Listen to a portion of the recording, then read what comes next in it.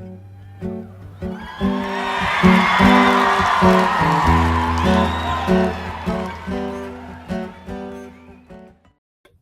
right, sir. Peter Arch from Challenger Sports, way out in Kansas City in the middle of God's country, via the British invasion from 1983? 88 was the first time that I was here full time. I'd been coming across for many years before that doing camps. Went to university out here in 1980. Yeah. So, I was exposed to the American way for several years before making the full-time jump in 88. Wonderful. So just let's take a step back. So you are the founder and managing partner of Challenger Sports? Yep. There were a group of us who had an opportunity to put this together. It was all part of an indoor soccer facility development that started in Kansas City, and that with a few changes to the real estate laws, the indoor soccer business eventually was not as attractive as we thought it would be. So the community outreach program we had, which were the camps, started becoming more of a reality as an expansion model. And we could see how we could ramp up a business and go from community to community, state to state, and take the soccer business to more and more communities, rather than the indoor soccer facility, which was a very slow growing business at the time. So you guys, at that time, you saw the niche in the market. The niche market, you saw where soccer was going in the United States. You guys came in with a different approach to teaching kids, understanding their wants and needs, and really breaking it down to a micro way of coaching, and then the training piece of it. Why don't you talk about that a little bit? Yeah, I think the initial attraction was the demand. There was this thirst for knowledge. Everywhere we looked, you had these fledgling soccer programs starting up, and they all had pretty much the same challenges, primarily player education, coach education, facilities, fundraising, uniforms. We knew that we could immediately help with the player education and coach education. We had a talent base back in the UK. We had a recruiting operation that enabled us to try out and recruit coaches from all over the UK. And we already had a curriculum that had drilled down to the micro model of how do you introduce a skill to a player in a fun and positive way, and how can you progressively build on those skills through what we had then was just a summer camp model. We did a lot of research in the early days, in the early 90s, with a lot of senior coaches, and we put together our progressive coaching model. Basically, it's very similar now to a lot of the US soccer and the FA run, introducing a skill in a warm-up activity, giving lots of repetition with no opposition to the skill, so the kids get groove, muscular repetition, gradually introducing opposition, either through defenders, through restriction of time, restriction of space, and then putting it into a realistic game situation with a direction and goals, and then eventually putting it into a scrimmage and actually focusing on the skill in question, and finding the right time to actually step in and coach at that point. So once we had this progressive coaching model, it was very easy to recruit young, enthusiastic coaches who just had a hunger for the game and wanted to experience the American way, and to teach them how we introduce these skills, how we develop these skills. And it allowed us to ramp up from, I think our first class of coaches, we had 35 coaches. And this year we will have about 1,150 coaches working for us. Wow. And they're all coming over from the UK? No, we have evolved. Number one, we recognize that the quality of coaching in North America is increasing, and there are some wonderful young coaches out there. We have a full-time recruiting operation now in the US and in Canada. We also recruit in Australia, New Zealand, Italy, Spain, France, as well as throughout Great Britain, Northern Ireland, and Ireland.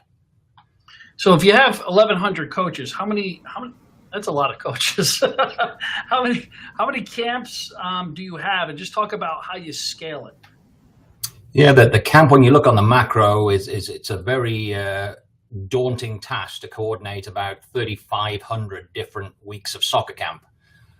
Thankfully, we have an incredible staff, and we have 13 regional offices spread around the country, and the staff basically micromanage their own region. The regional offices have between 4 and 14 of our trained professionals working in there. They're the ones who set up the camps. They build the relationships with the local communities.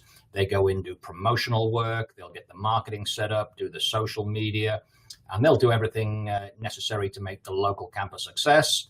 And then at the end of May, the coaches come over, and our camps are in operational mode, and our full-time staff then become the managers, and they will actually oversee the logistics of moving the bodies, the rental cars, the host families, getting the balls and the shirts, and basically facilitating everything that it takes to make their maybe 150 or so camps successful in the course of the summer. When you put all those together, we have a great team of senior management here in Kansas City who help coordinate it. It's almost like a World War II war room where you're moving airplanes and jeeps all over the place. We track everything that's going on around the country, and when we have a demand in one part of the country, we'll shift coaches across maybe through 2 or 3 regions and end up making sure that we have the right coaching ratios at each location. So you have 3,500 camps. You have 13 regions. How many kids do you push through that during the summer? The summer programs will be about 115,000 kids. We then do about another 75,000 players in the spring and the fall. And that's a further evolution of the traditional camp model. When we first started back in the day, all we did was June, July, and August. And we, at the end of the program, the clubs would all say, well, it's great, we had a lovely camp, but we really could do with some help during the season. So we extended our programming. We got coaches out on an H-2B visa, put them into various communities in the spring and the fall, tested out the model, found that it was very successful. And since then, we've been able to ramp that business up. And we have, around about 300 coaches now who come out and do that coaching that enable us to get about another 75,000 kids through individual daily skills programs. Clubs will rent our coaches. We'll run our Tiny Tykes program, which is for 2 to 5-year-olds. We do birthday parties. We do individual Saturday morning classes. And just basically, once again, we've responded to where the coaches to do whatever is needed in the local communities. So you have 3,500 camps. You push through, 115,000 kids during the summer. Spring and fall, you get another 75,000. Those are huge numbers. 200,000 kids, boys and girls, 6 to 14. As young as 2 years old in our off-season programs, the spring and the fall, we've developed this very innovative story time approach to teaching very young children the fundamentals of what a team sport is all about. We start with some very creative games, leadership activities, movement to music. We have our own songs, a lot of props, and we get the kids, and they don't know they're learning soccer, but they learn how to run after a ball, how to stop a ball, how to change direction with the ball, how to kick a ball, and very, very gradually they just become more comfortable with the general motor mechanics of what ball sports are all about. This will allow them, after a year or so of doing this, to enter their first little soccer league in their local community, really not worrying about what they're going to be doing.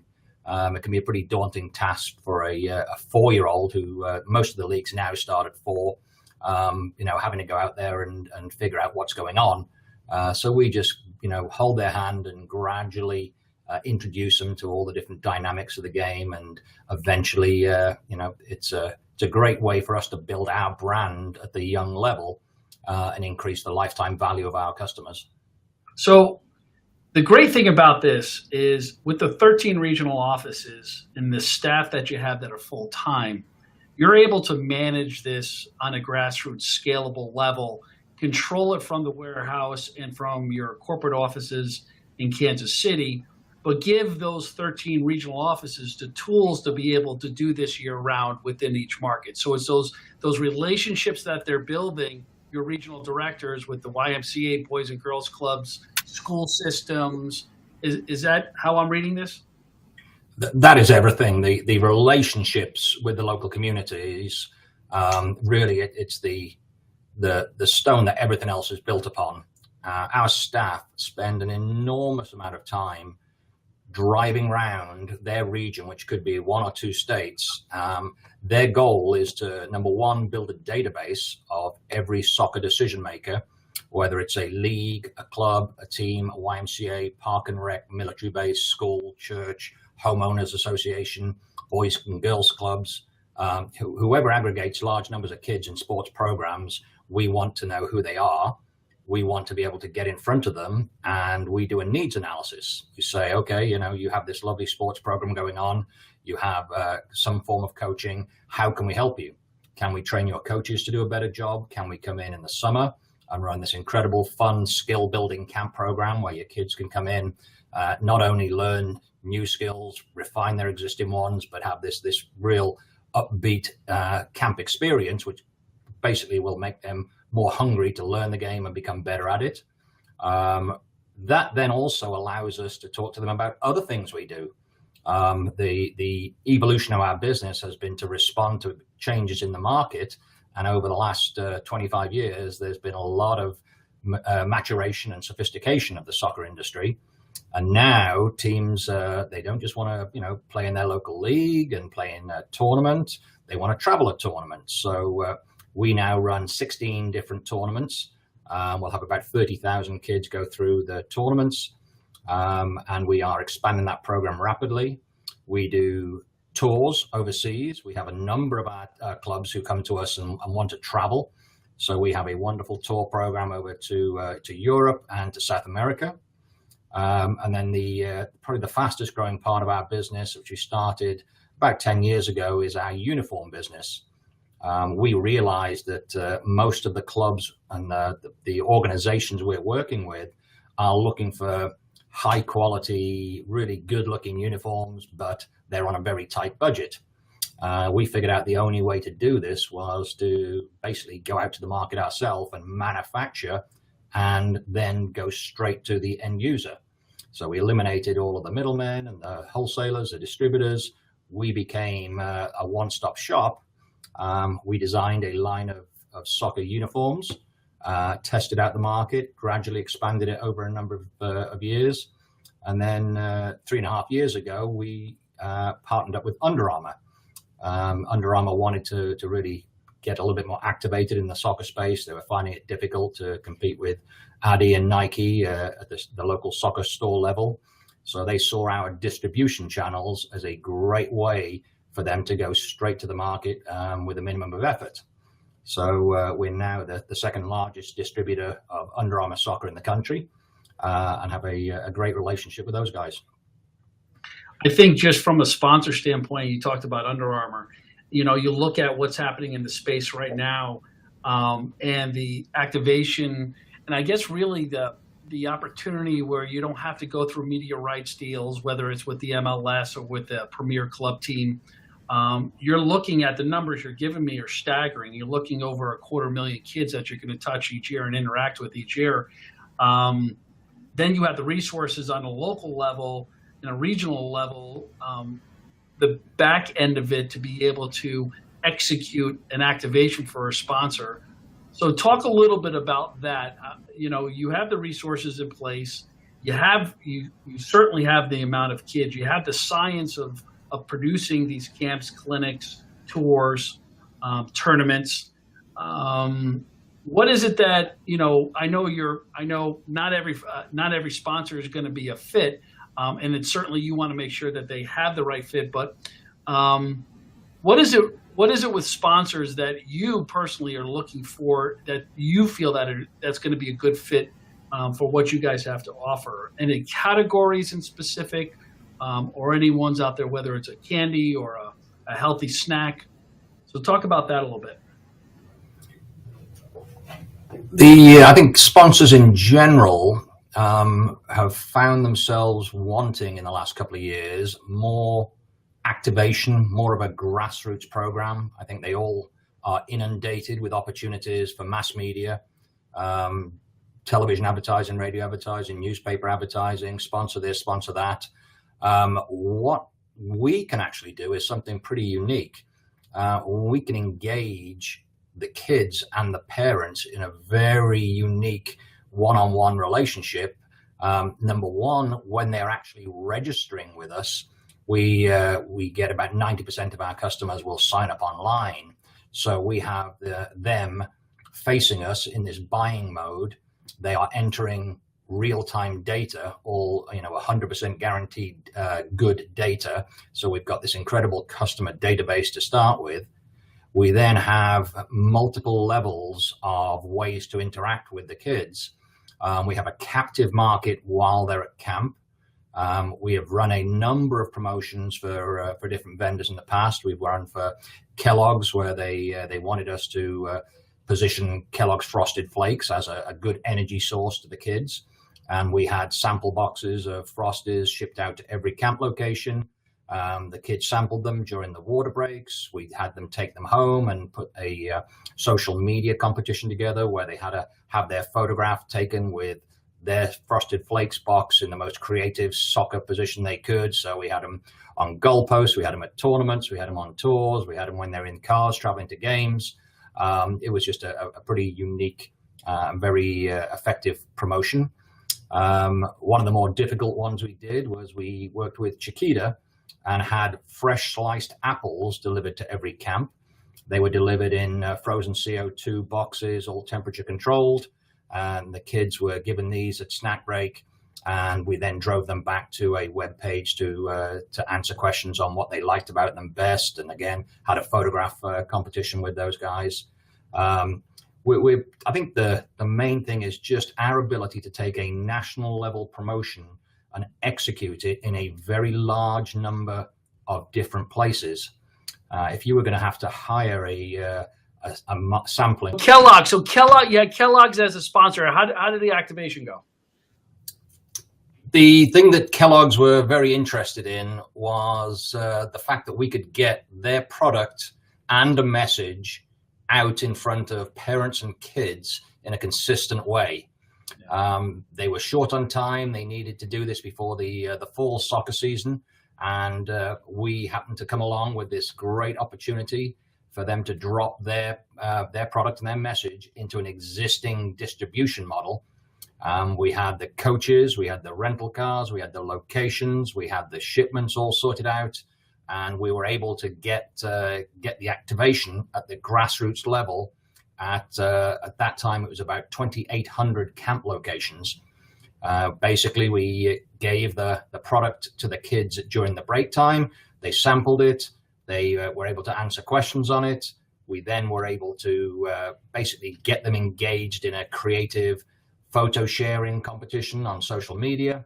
They take their little Kellogg's boxes and would go away and take photographs of them on the soccer fields, at soccer tournaments, with their thing on a crossbar.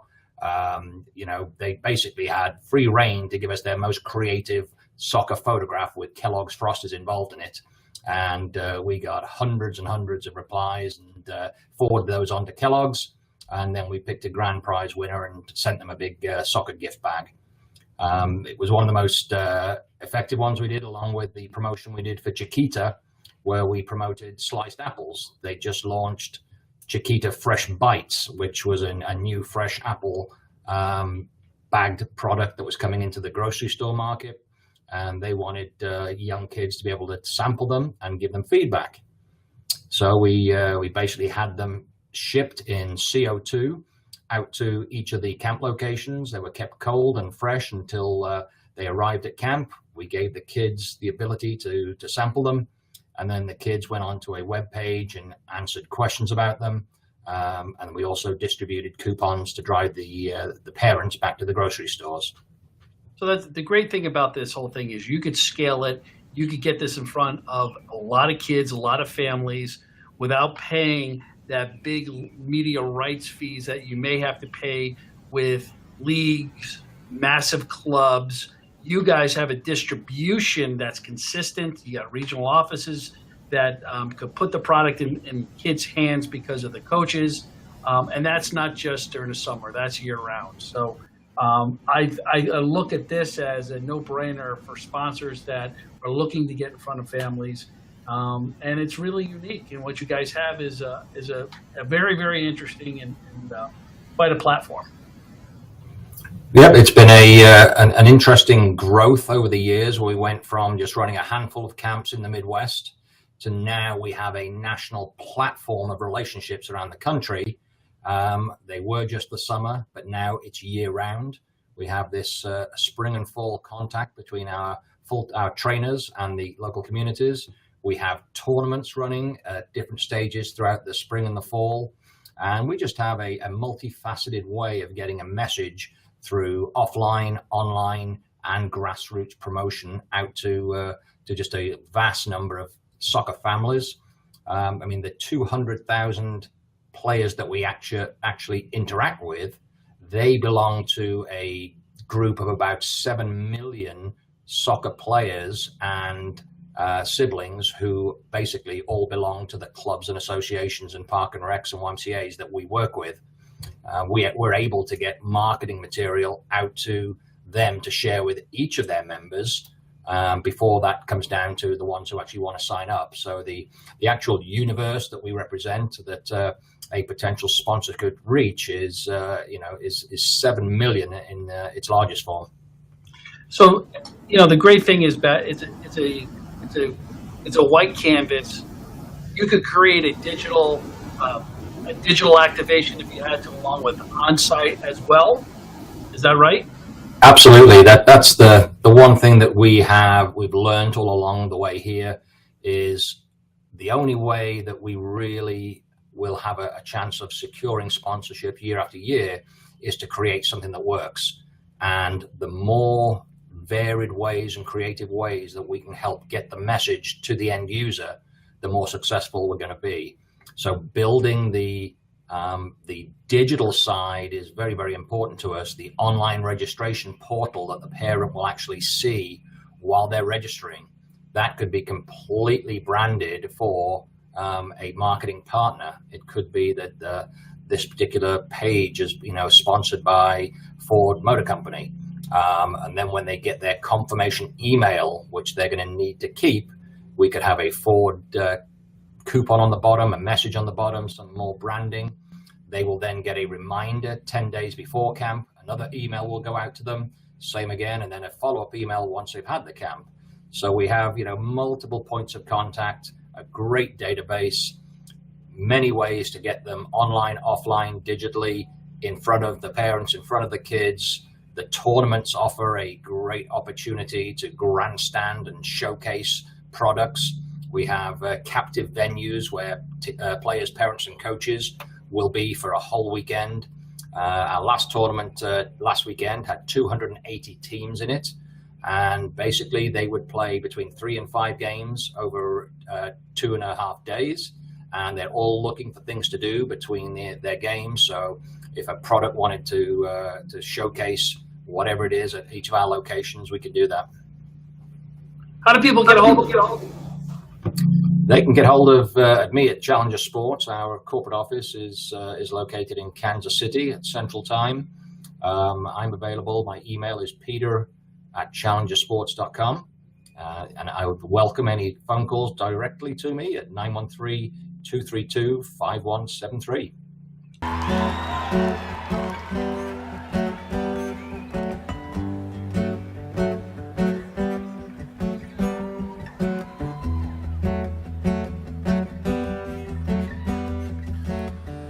Wanna pack your